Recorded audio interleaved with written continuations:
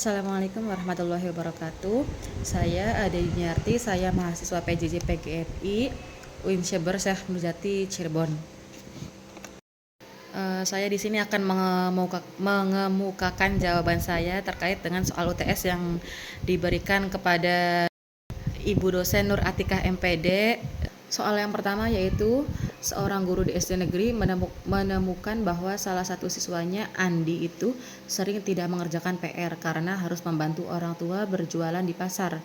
Guru tersebut ingin memberi toleransi dengan tidak memberikan hukuman, tetapi khawatir hal ini akan menimbulkan kecemburuan dari siswa lain yang selalu mengerjakan PR. Menurut Anda, yang pertama itu poin pertama, apa dilema etika yang dihadapi guru tersebut? Terus prinsip etika apa saja yang harus dipertimbangkan dan bagaimana guru seharusnya bertindak berdasarkan kode etik guru Indonesia? Jawaban di sini yaitu yang pertama, apa dilema etika yang dihadapi guru tersebut? Dilema etika yang dihadapi guru tersebut ini ada dua. Yang pertama berhubungan dengan keadilan dan berhubungan dengan belas kasih ya. Keadilan, sebagai guru ingin memperlakukan semua siswa itu secara adil ya Bu ya, memberikan toleransi kepada siswa, tetapi takutnya itu tidak bisa diterima dengan siswa lain yang mengerjakan gitu. Mungkin di dalam diri siswa tersebut itu merasa usaha mereka itu untuk mengerjakan PR itu tidak dihargai. Itu tuh dapat menimbulkan kecemburuan kepada siswa lain, mengganggu motivasi belajar, dan yang pasti merusak suasana kelas. Nah, di sisi lain guru juga merasa kasihan sama Andi ya Bu, karena Andi juga menghadapi situasi yang sulit gitu, harus membantu kedua orang tuanya mencari nafkah gitu. Ianya guru memberi hukuman kepada siswa yang begitu juga kayaknya memiliki. Di sisi lain guru tersebut memahami bahwa Andi berada dalam situasi sulit, harus membantu kedua orang tua mencari nafkah.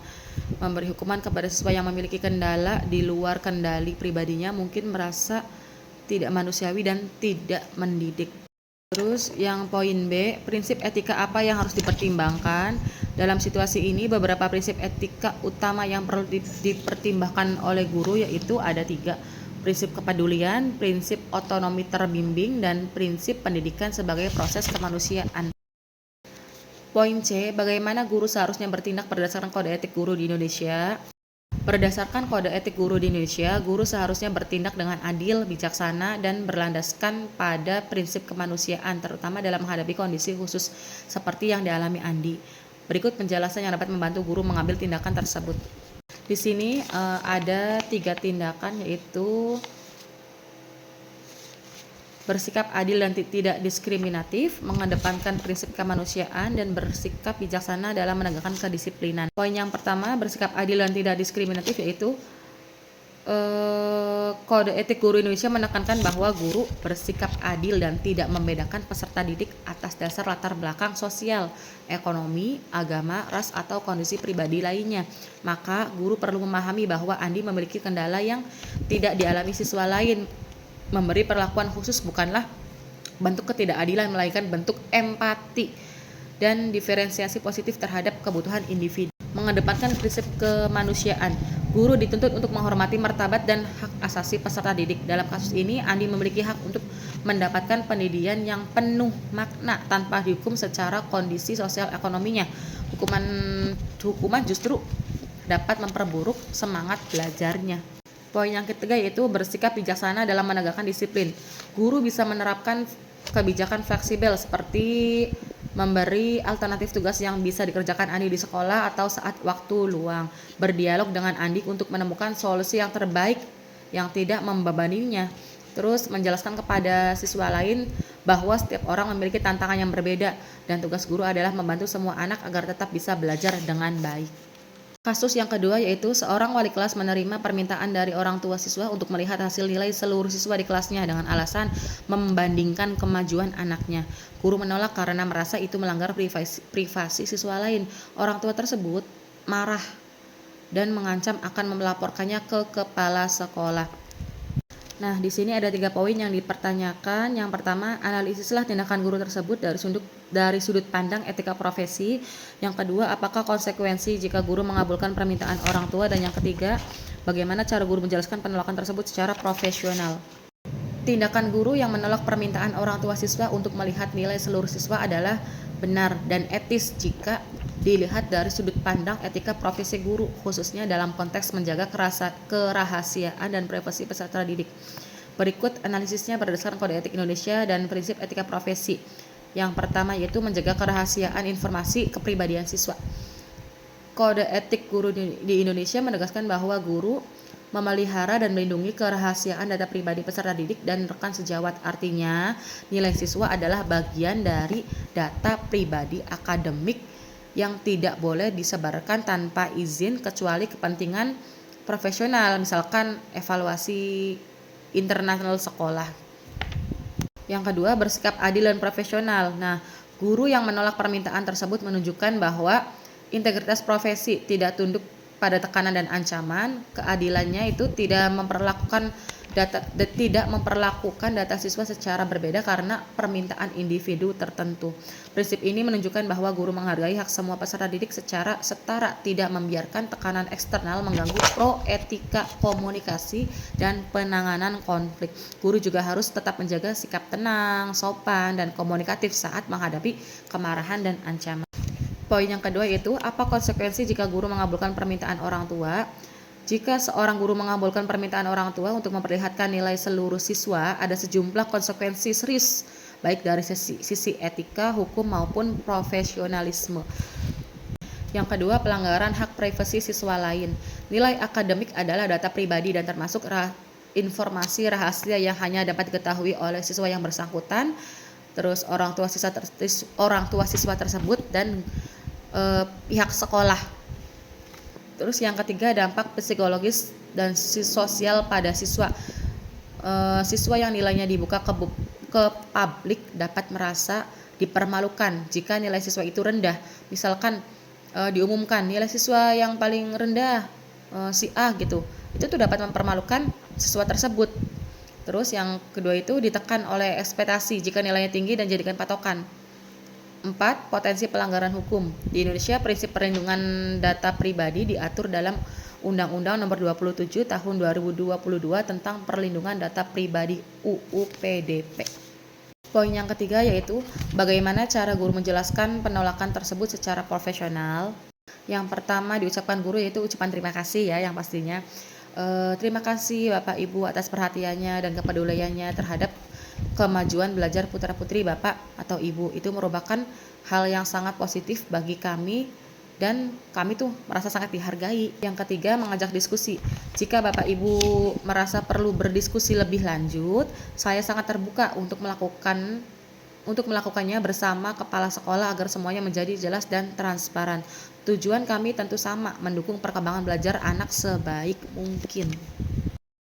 Yang kedua itu permintaan maaf. Namun mohon maaf Bapak Ibu, saya tidak dapat menunjukkan hasil nilai siswa lainnya karena hal itu merupakan data pribadi yang harus kami jaga sesuai dengan aturan sekolah dan prinsip etika profesi guru. Kami sangat menghargai keinginan Bapak dan Ibu untuk membandingkan perkembangan anak. Jika Bapak Ibu ingin mengetahui sejauh mana kemajuan anak dibandingkan rata-rata kelas, saya dapat menyampaikan nilai rata-rata atau pencapaian umum kelas secara anonim tanpa menyebutkan identitas siswa lain. Analisis kasus yang ketiga yaitu seorang guru SD mengunggah foto diri sedang minum kopi di kafe bersama teman-temannya di akun Instagram pribadi. Salah satu siswa menemukan unggahan tersebut dan memberi komentar, "Wah, Bu Guru bisa nongkrong mahal, tapi pas les kemarin bilangnya tidak punya waktu untuk remedi." Guru tersebut langsung menghapus komentar siswa itu dan memblokir akunnya. Identifikasi pelanggaran etika yang mungkin terjadi dalam kasus ini. Yang pertama, poin pertama, apa dampak tindakan guru terhadap hubungan guru siswa? Terus, rekomendasikan solusi yang sesuai dengan prinsip keprofesian guru.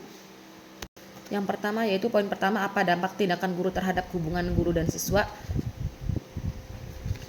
Ada 3, menurunnya kepercayaan dan respek dari siswa, rasa takut atau canggung pada guru, terganggunya iklim belajar yang sehat. Yang poin B, merekomendasikan solusi yang sesuai dengan prinsip profesi guru.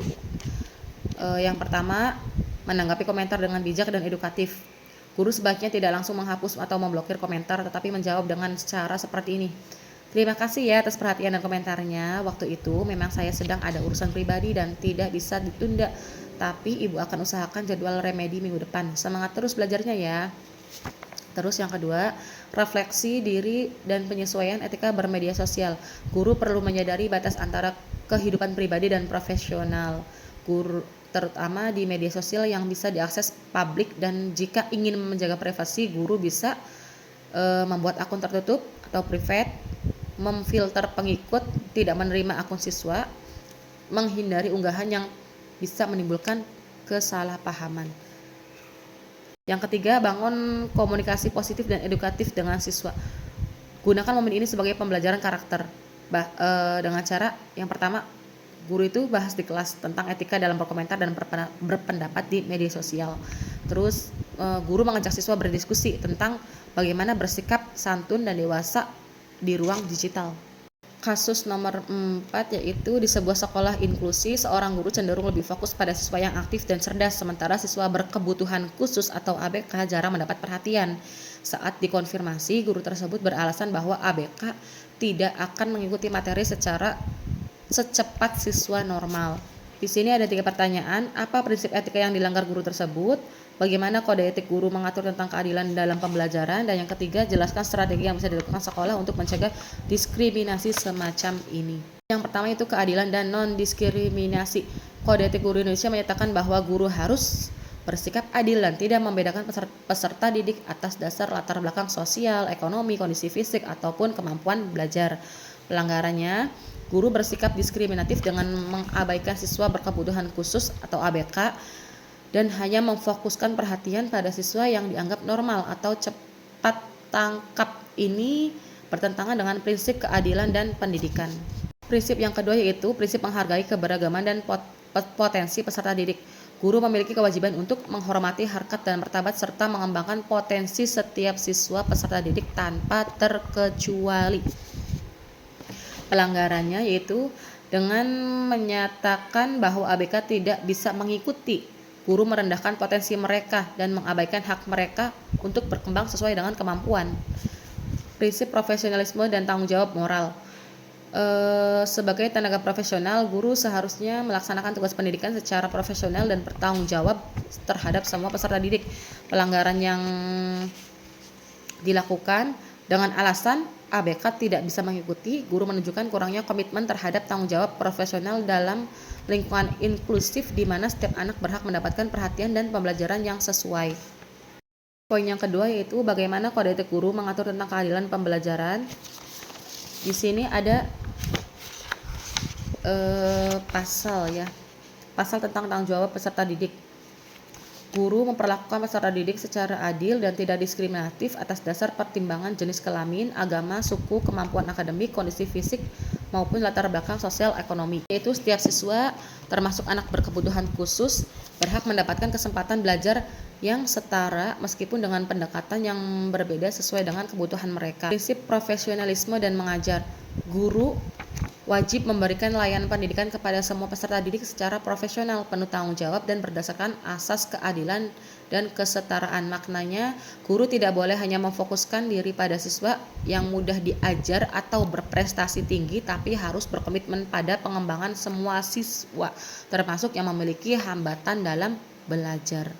Yang ketiga, penghargaan terhadap keberagaman dan potensi peserta didik. Guru menghormati hak dan perbedaan individual peserta didik dalam proses pembelajaran. Poin yang ketiga, jelaskan strategi yang dilakukan oleh sekolah untuk mencegah diskriminasi semacam ini. Ada 4 ya. Yang pertama itu pelatihan penguatan kompetensi guru inklusi. Pelatihan rutin tentang pembelajaran diferensiasi, penanganan ABK, dan penerapan kurikulum yang fleksibel. Peningkatan kompetensi pedagogis dan sikap inklusif guru agar tidak memandang ABK ini sebagai beban, melainkan sebagai bagian dari kelas. Yang kedua, pembentukan tim pendukung atau tim layanan khusus. Sekolah perlu membentuk tim yang terdiri dari guru pendamping kelas, psikolog, dan kepala sekolah untuk mendampingi proses belajar ABK.